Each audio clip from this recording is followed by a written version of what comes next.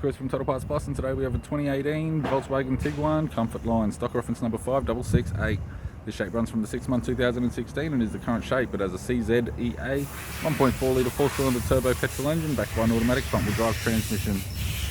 CZEA 1.4 litre 4-cylinder petrol engine with the radiator grille, right-hand headlight,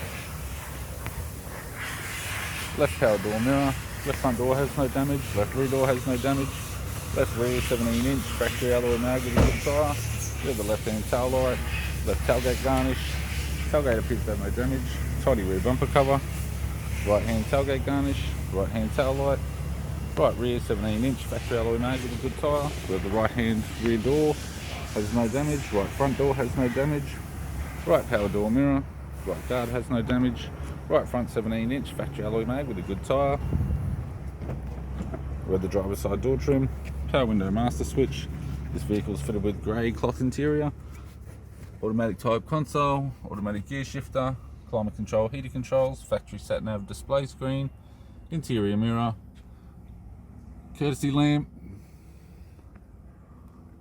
left sun visor, right sun visor, instrument cluster, and a tidy 3-spoke leather steering wheel with cruise audio and phone buttons.